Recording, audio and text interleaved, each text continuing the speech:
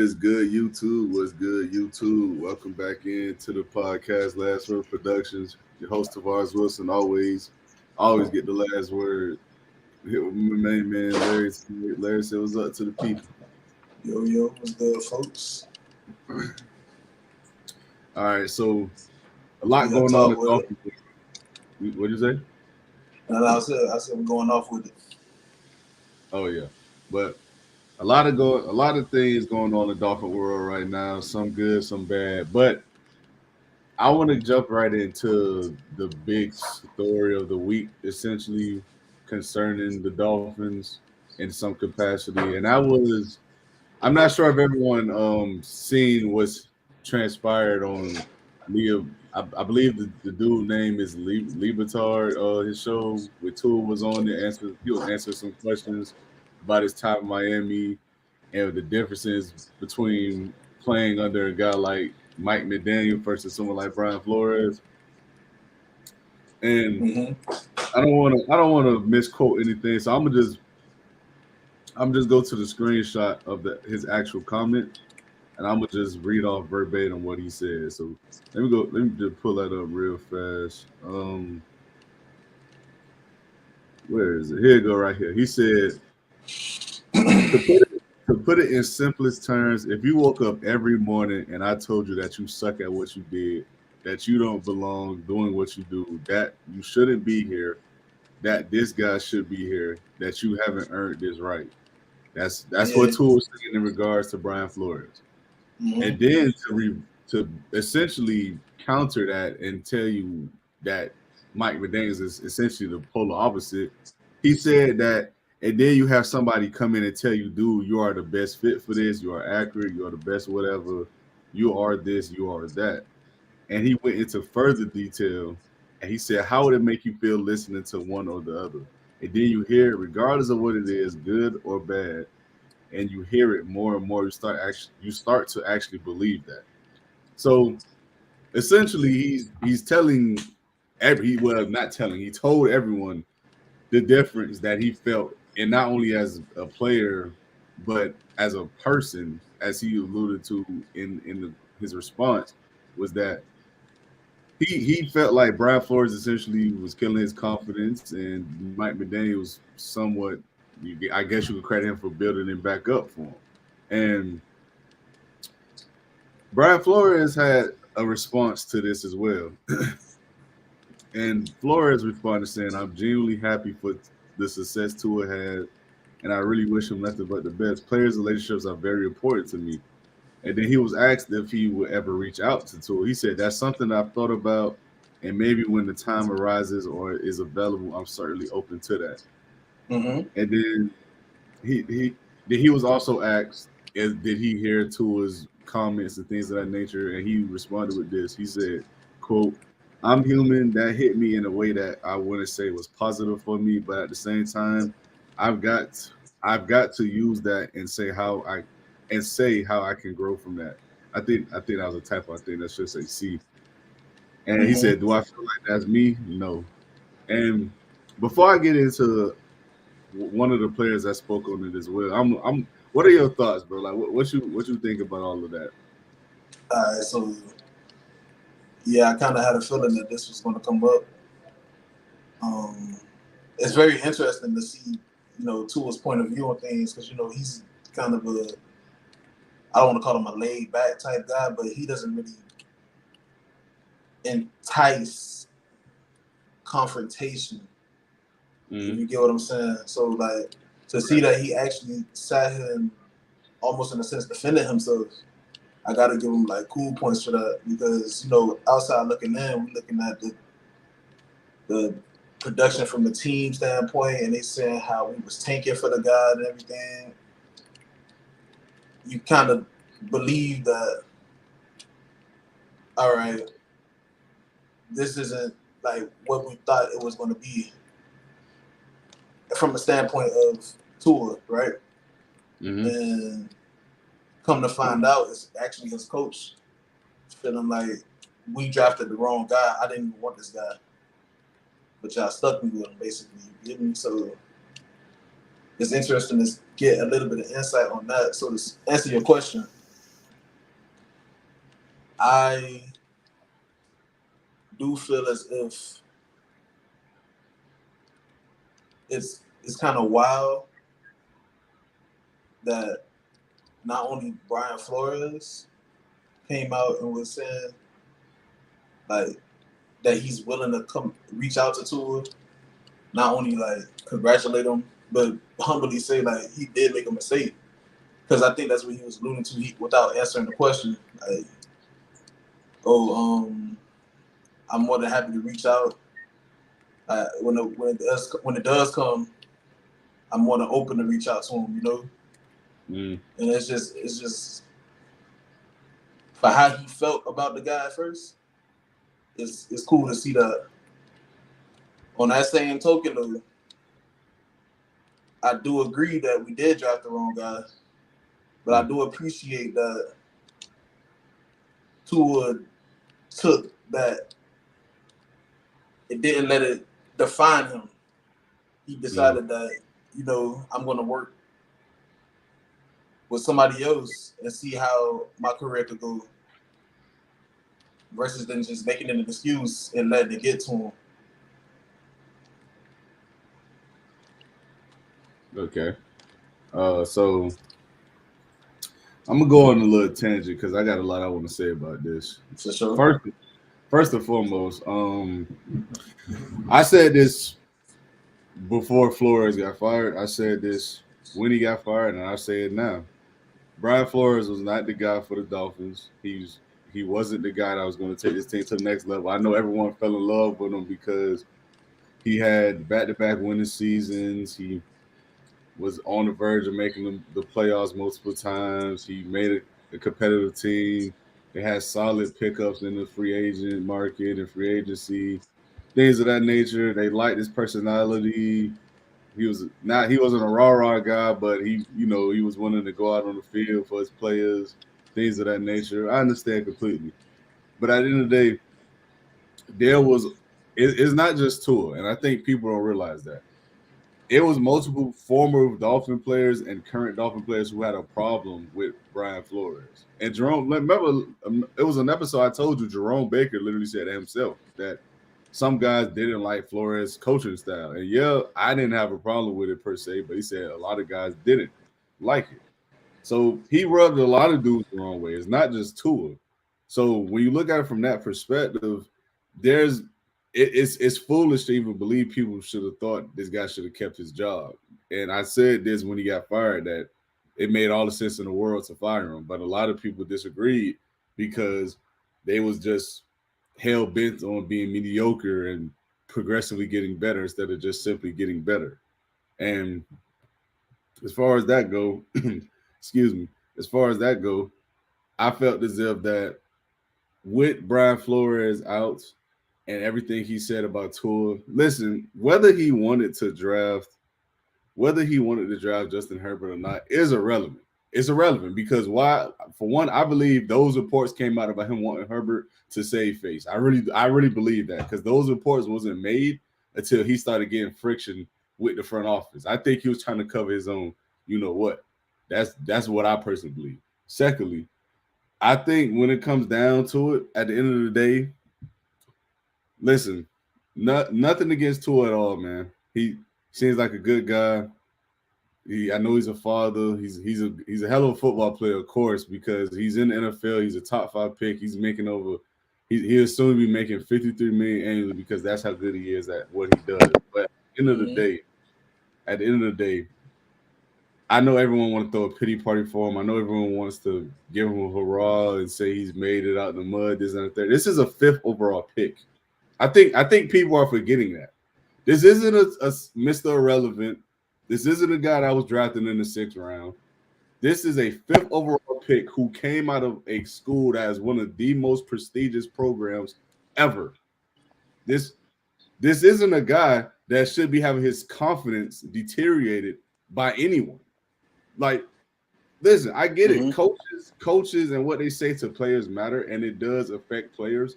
But for him to get to a point where he quite literally needed a coach to come in and convince him again that he's good at football, to me is inexcusable.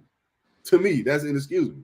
Because you look at guys around the league who isn't even remotely the player Tua is, or you can say Tua is better than, that you will never see their confidence waver like that, regardless of who tells them they suck at what they do.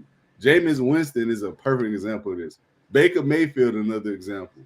Hell, Ryan Tannehill, even back down here in Miami, took scrutiny for years and still went on and had a pretty damn solid career with Tennessee. To me, when you have to essentially build a guy up because his feelings was hurt, because that's essentially what happened. Because his feelings was hurt, to me, that tells me that this team is exactly what everyone says it has been for quite some time. It's soft.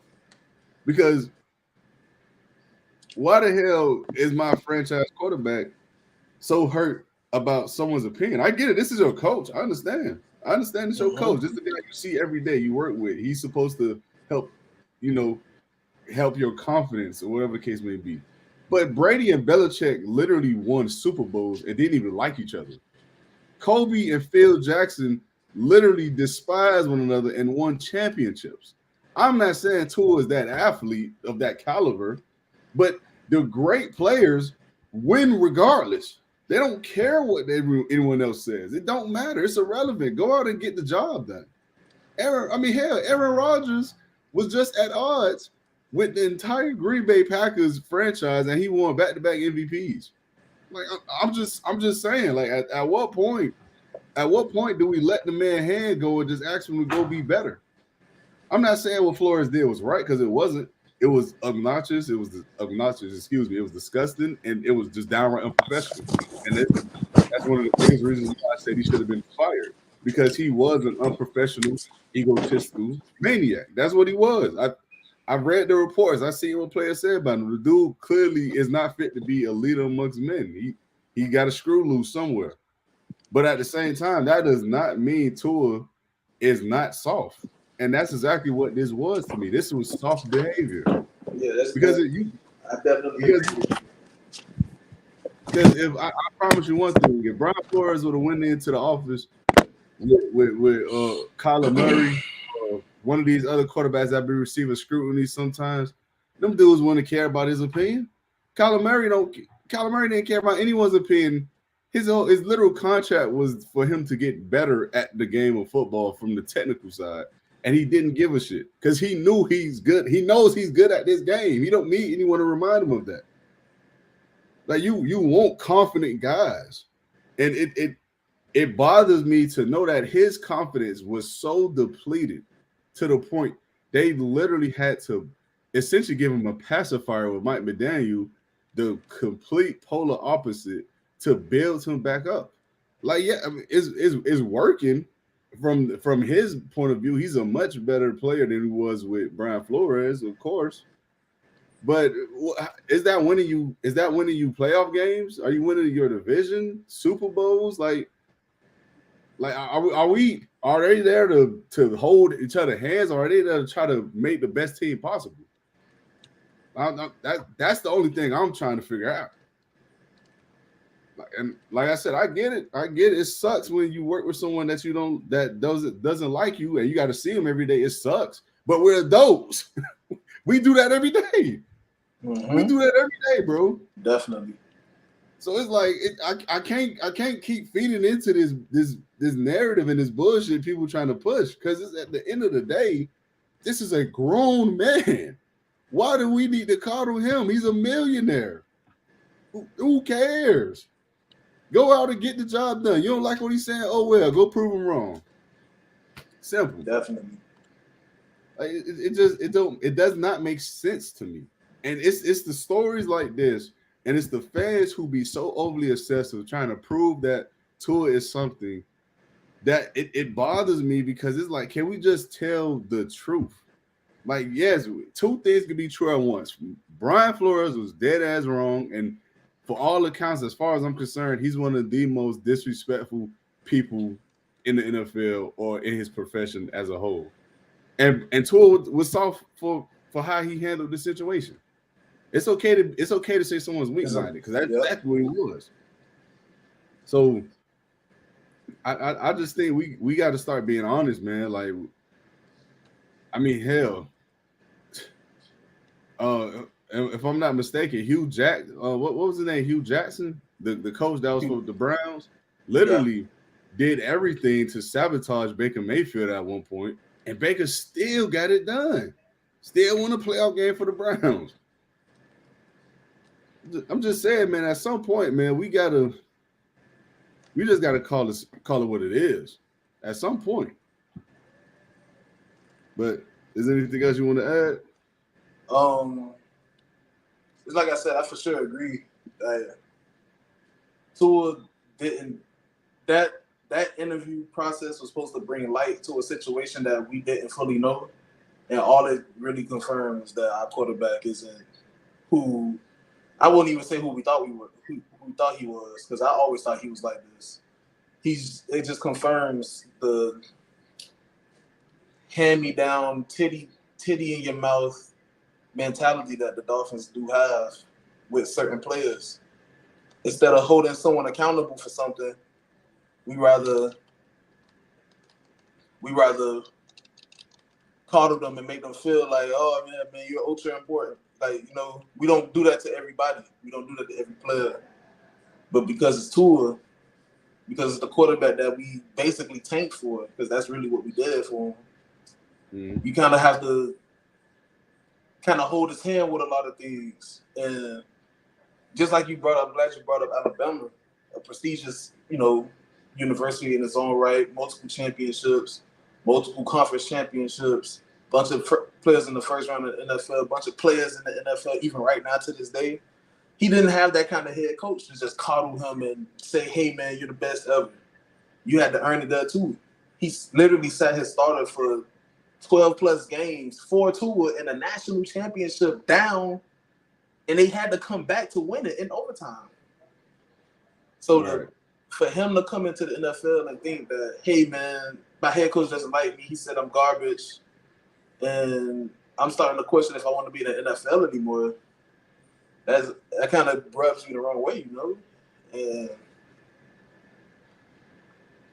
I hate to always reiterate it, but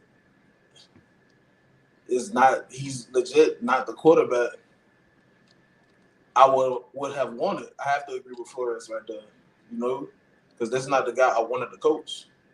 Now that doesn't mean I don't put him in the best situations and I don't put my best foot forward. But at the same time, I'm not going to say I understand him in that aspect, but, I don't want this guy. Y'all threw me in with him, and my guy went immediately afterwards. That should tell you something, And it's just crazy to me that it took for an interview for him to come out and say, this is how everything went down and this is how everything made me feel. And you still sounded like a baby at the end of the day. Even after you said this interview, I'm still not confident in our quarterback. Right. And to me, and that's what it comes down to, man, because it's like he right before he answered that question, he was asked, like, how does he feel about being, like, arguably the most polarized athlete in Miami as it stands now, because whether it's good or bad, people talk about him. And he basically essentially said, people always have something to say. It just, you just can't pay it no mind. You can't let it bother you, this, that, and the third. And I get it. He did also add that he's matured since he was a rookie. So maybe this is a bit of a new mindset for him. But at the end of the day, man, if he genuinely feels that, it is what it is almost, that if people like me or don't, I still got to go out and do what I got to do. There should have been no reason why he should have been down in the dumps about what Brian Flores said about him or nor did. Like, it's to me, it's counterintuitive, and it doesn't make sense, because how can you say on one hand you could care less about what anyone says about you in the media, the fans, whatever the case may be, but you would turn around and quite literally question your entire existence or your entire career almost when one man is telling you you're not good enough. And I get it. Again, I know people are gonna come and say that's his coach, this, that, and the third. He's supposed to be no supporter. Again, Brady won Super Bowls and him and Belichick didn't even like each other. Phil Jackson and Kobe won championships, didn't even like each other. Baker Mayfield literally had Hugh Jackson trying to sabotage his career as a rookie. Still went out and won a playoff game. I'm just saying, at some point, we have to just call it what it is. At some point, we have to. It's soft. It's soft behavior, and it may not be good enough. Because the ones who are actually cut and built to for those moments and for those games, they're not out here crying because someone doesn't think they're good at what they do.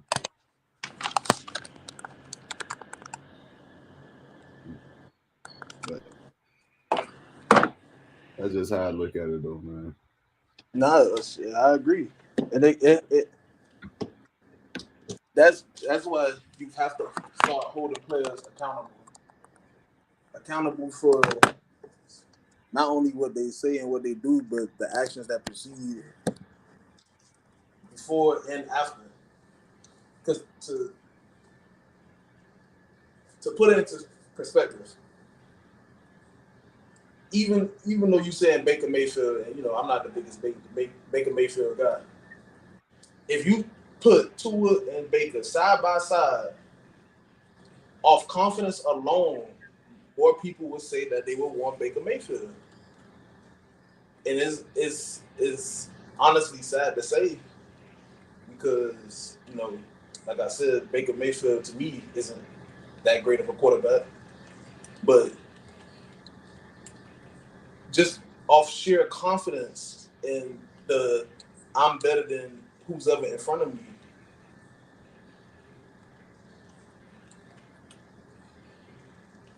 Right, I agree, man. It's just it just sucks that my quarterback got to come out and say, "Yeah, man, he didn't like me like that," And yeah, I felt some way at first when I was a rookie, but man, bro, you was a top 5 pick, bro. You getting signing bonuses that 9-year vets wish they could get in one contract. Right, There needs to come a point in time where you need to just man up, bro. right, We're right. I agree. I'm talking about this isn't college. This isn't high school. You're not just a clear cut best player. Mhm. There needs to be something that establishes you to have a backbone almost. And Right, that's what I don't see in our quarterback, and that's confidence that you do need as a quarterback, in my honest right, opinion. right. And all I'm gonna say is this, man, about it. Like, this is the last thing I'm gonna say, then we can move on to the next topic. But Sure. I just believe this comes down to what we've been talking about, and that is confidence. And the confidence to me is not there because of the simple fact that I I think I think at Alabama it was just so smooth sailing to the point he never really had to face adversity because the moment he hit the field to his last snap at Bama, even though it ended terribly, he pretty much was around stellar talent, stellar coaching, who already had a strong belief in him. He didn't have to build up a belief in anyone. He already had great playmakers around him. It was never he never was in a situation in Bama where he had to prove he could make it work. And he had to come to Miami and prove he could make it work with the limited weaponry we had at the time. We had Devontae Parker, who we all know wasn't the best first round pick we've ever had. He had a rookie Jalen Waddle, who was productive as a rookie, but still a rookie. And after that, you had pretty much nothing else. Mm-hmm. So he had to go out and prove he can make these pieces work and actually look functional. and he just couldn't. And I think that helped contribute to his confidence being deteriorated and slowly dwindling away more than anything else, just as much as Flores' words did, because this isn't a guy that faced adversity. Like Mm-hmm.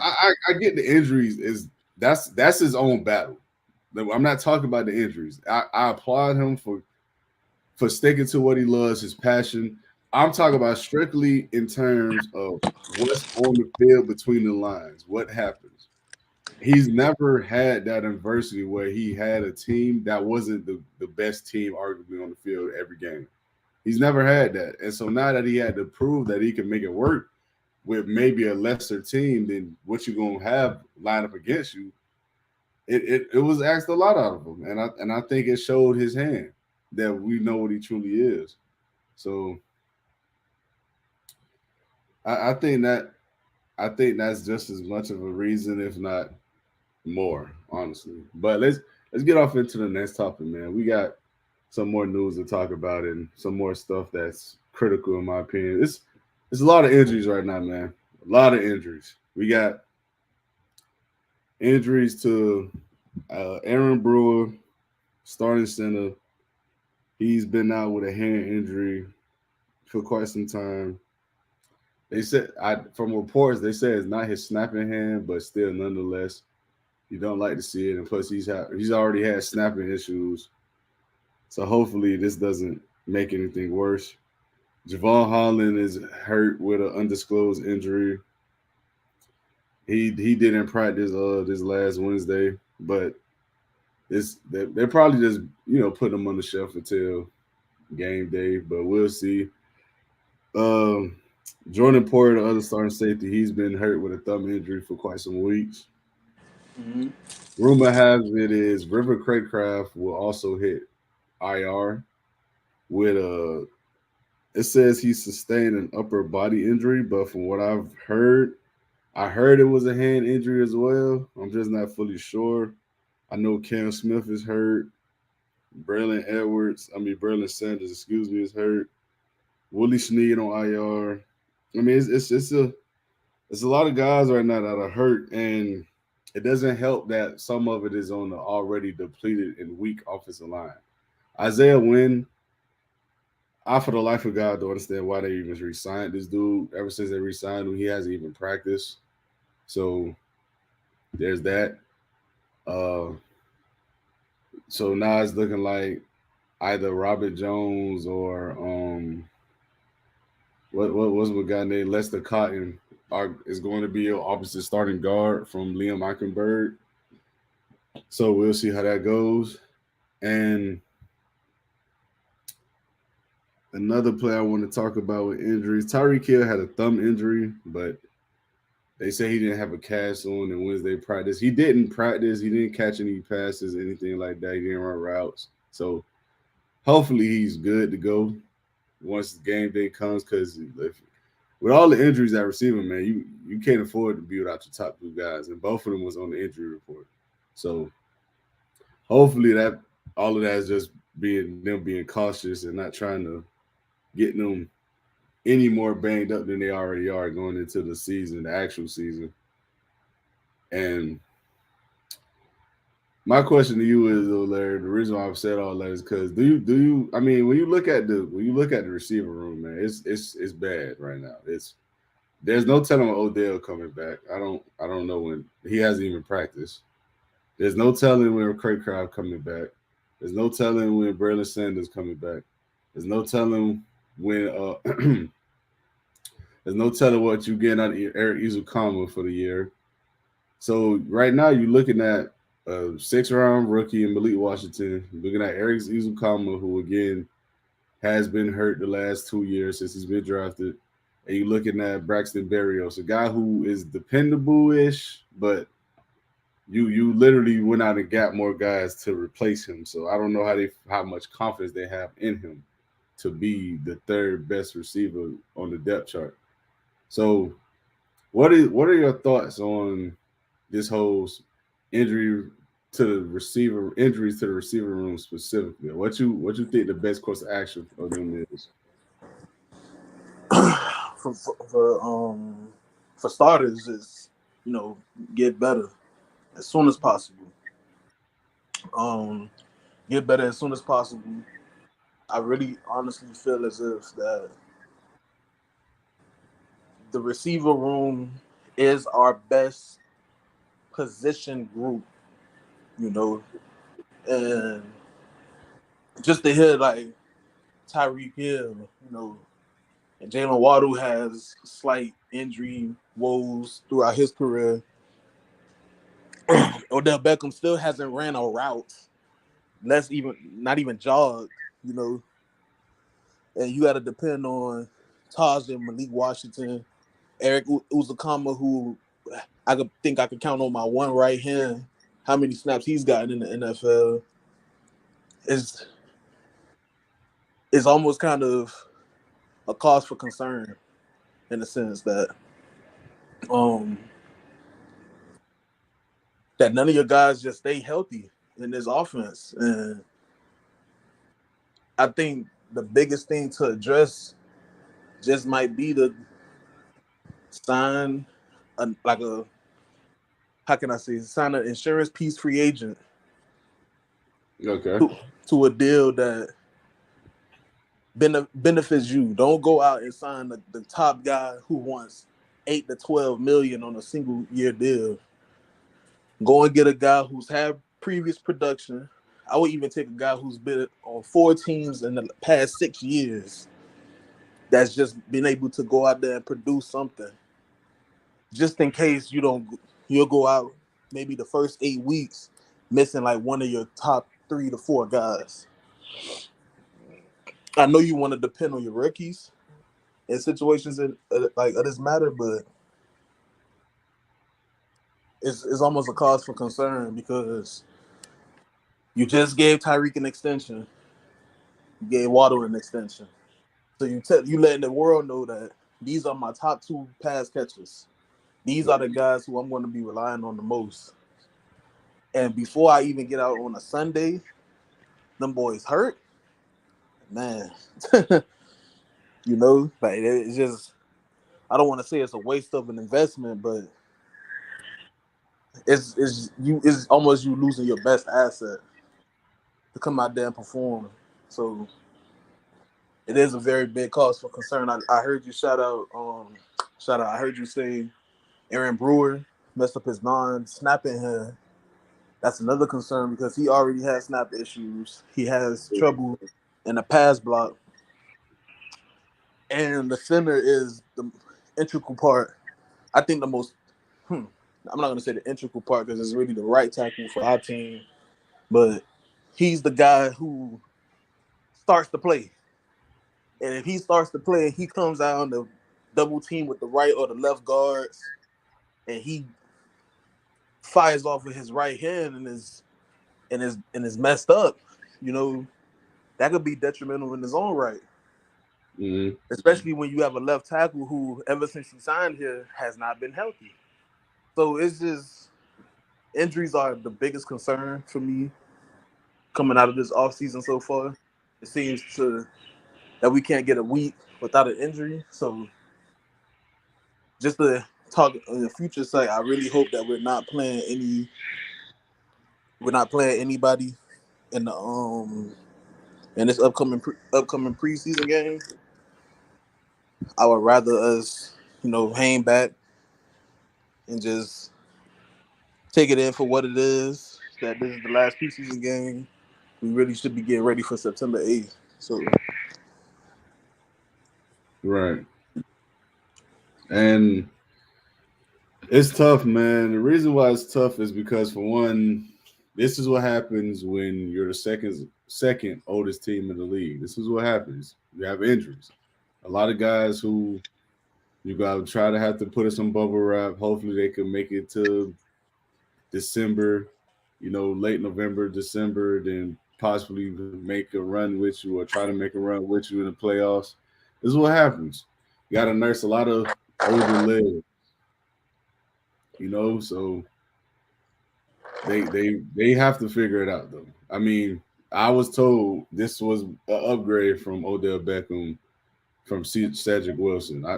And I told you how I felt about that already. I don't know how much of an upgrade that truly is, especially when Cedric Wilson was a guy that did not get hurt. Whenever you called his number, he was there. I know he wasn't the most productive, but again, I feel like that was because his number didn't call nearly enough. But when he did get his opportunities, he seemed to make them happen or take the most out of them. But hey, that's neither here nor there. We have what we have now. But at the end of the day, I feel as if this receiver room just falls flat on his face yet again for another year, because whether it's the personnel, whether it's the play calling, somebody has to answer for it this time around, man. Because there's been too many investments in the pass catchers for these injuries to just continuously be mounting. It's either someone isn't doing the proper homework on these guys before they sign them or draft them. It's it's either that or it's because the conditioning isn't good enough. Something. Someone has to start explaining it because the amount of injuries that happens is absurd at this point. I mean, it's like what you just said. We haven't even gotten to the first Sunday, and you're already worried about guys having to play through pain, not just aches and bruises. We're talking about pulled hamstrings, bruised arms, bruised hands, broken thumbs. Like, what the hell is going on? At some point, are they getting a proper conditioning? Like, are they is the medical team doing their job correctly? Are these guys being evaluated properly? Is the coach getting them, making sure and holding them accountable to be in their best shape they could be? And what's going on? Is the GM signing players despite the red flags of injuries and just saying fuck it for a story? What's going on? What's the deal? Mm-hmm. It's got to be something at some point, because when this is a continuous problem every single season, we got to start asking questions. And this has been a problem every single season. So at some point, we got to start answering the difficult questions, like who's prioritizing and conducting these physicals. Who gave the green light to sign a 30-year-old receiver, Odell Beckham, who has been riddled with injuries for the last 3-4 years? At some point, we gotta hold people accountable, man. But so let's get into this last preseason game against the Tampa Bay Buccaneers. Mm-hmm. And that's I'm not gonna go through the position groups this week because we don't. From what I see, it's not gonna be too many starters out there. So what I want to do is I want you to tell me who do you want to see play, and tell me what do you expect of them to do as they play. Like whether you want to see improvement in a certain area from somebody or whatever the case may be. So who do you want to see play the last preseason game, my boy, and what do you want to see from them and what they could improve on? Um, you know, I immediately always think of the rookies. I will want, Chop to play, Kamara, our wide Mm. receivers. Um, I do want to see our depth pieces in corner. I want to see how they play. See how Mm. Nick Needham feeling because he coming off of a season-ending injury. I want to see like guys like Cam Smith. I want to see Cam Smith play almost the whole game. Oh, he hurt too. See, this is the issue. So you got to come in with expectations of because Dolphins fans almost in a sense have been spoiled over the past 3 years. 10+ wins every single year, right? Now I got to come in thinking all of my main guys are hurt and my depth pieces are hurt. So it's like, what can I even come in to expect in the next 2 weeks when the season is about to start? So I do want I was just honest to say I want to see what the defense will do. I want to see how the defense come and compare, like come and shows up on the in our preseason game. And it is kind of like a they should play with a kind of a chip on their shoulder. It's like an interstate type of game. I don't want to call it a rivalry per se, but I want them to Right. come and try to compete to the fullest extent to win the game. And I want our young guys out there really getting some play time, and I don't want there to be any discrepancies between who's going to be our second team, third team, special teams. I want everything to be established from this game. Even though guys could, of course, they could improve, they could even show up better on regular season Sundays than the preseason Thursdays, Fridays, and Saturdays. I want I want us to go out there and to compete. So to just answer your question specifically, I do want to see like Chop Robinson come out there, play a few snaps, almost play like maybe a quarter to a half. I want him to get a sack. I want him to show that he can get like production in on his own, worthy of a first round pick.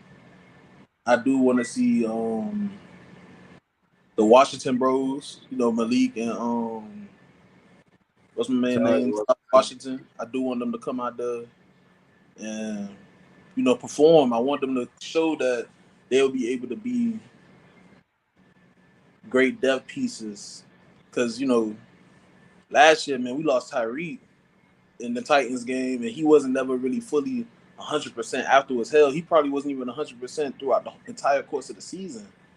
Then we had Jalen Waddle with everybody's favorite Miami quarterback throwing them hospital balls, getting killed over the middle and everything. Like, we have to be able to rotate these guys on a consistent manner to try to keep them as healthy as possible, because that is imperative, in my opinion, as a Miami Dolphins player and fan, coach, or whoever, that these guys need to be healthy in order to play this system, this kind of game.